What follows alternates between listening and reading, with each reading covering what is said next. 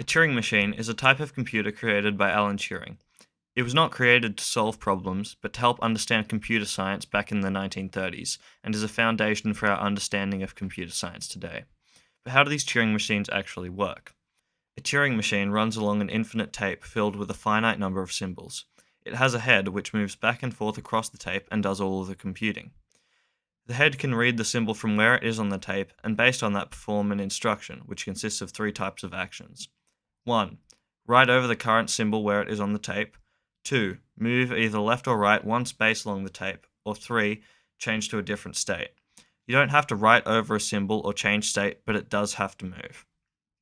The machine has a finite number of states, and must be in exactly one state at all times. For each state, there can be one instruction per symbol. So, when the machine is in a particular state and a symbol is read by the head, then there is an instruction for that symbol that is performed. For anything but basic repetition, multiple states are necessary. To give an example, let's say the first few items on the tape are ones with a 0 at the end. We have state 1 and state 2 as our states, and we will start with the program in state 1. Every time state 1 reads a 1, it'll write a 0 over it and move to the right. But when it reads the 0 at the end, it moves back to the left and changes to state 2.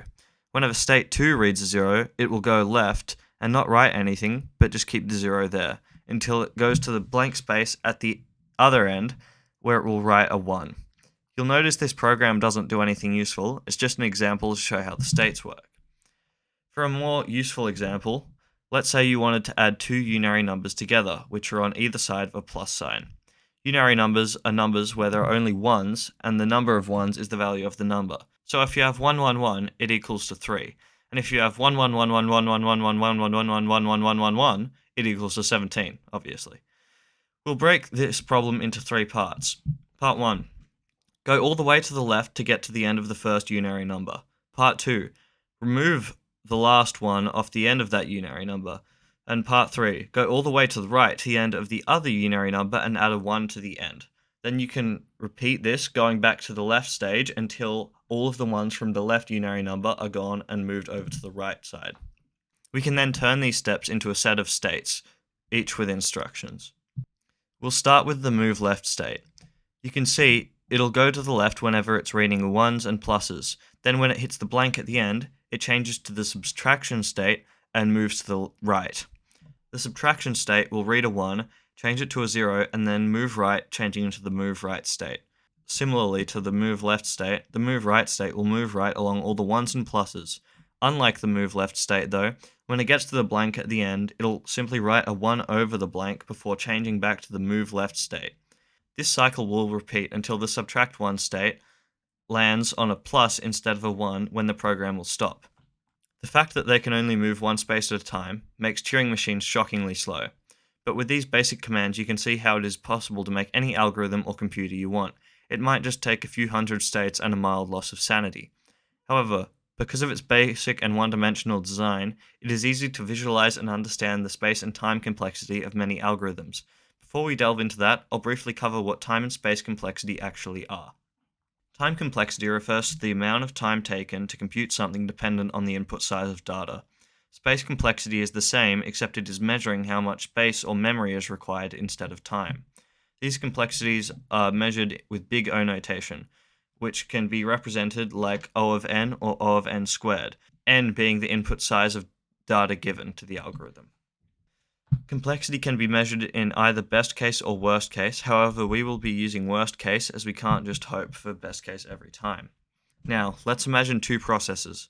One is finding the largest element in a list, and the other is finding all the elements that intersect over two lists of equal size. For both of these, let n, the input size, be the number of elements in the list or lists. For the first algorithm, we only need to go through every element in the list once and check if it's the new biggest number. As such, it only has a time complexity of O of n. With the second algorithm, for each element in list 1, at worst we would have to go through each element in list 2 to check if it is in that list. That means that checking overlaps for just one element in list 1 will take O of n time because n is the length of list 2. As we need to do this process n times for the length of list 1, the total time complexity is O of n times O of n, or O of n squared. This means that for algorithm 1, the time to complete will increase linearly, whereas the time to complete algorithm 2 will increase exponentially as the length of the list or lists increase. Space complexity works similarly, and one might be prioritized over the other depending on the use case. For example, if I wanted to run a sorting algorithm on an old Raspberry Pi, I would want to use an algorithm with a high time complexity but a low space complexity, because a Raspberry Pi has approximately 7 bits of memory, not even a byte. As mentioned earlier, if we look at how a Turing machine runs to solve a problem, we can easily determine its time and space complexities. If we wanted to square a unary number, for example, and we used an algorithm where the numbers to multiply are in one side of a colon and the answer goes on the other side. If the algorithm works by adding the left of the numbers to the left of the bracket, then subtracting one from the right number until the right number is equal to 0, then you can see that the time the algorithm takes to complete is equivalent to the two numbers multiplied together.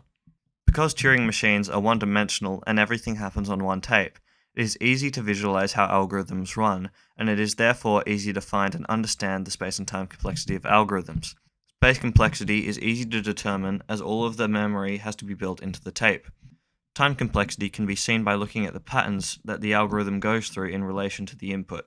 Turing machines really suck as actual computers, but theoretically they have a lot of properties that make them interesting for computer science, and it's actually pretty fun to make stuff on them. Thanks for watching.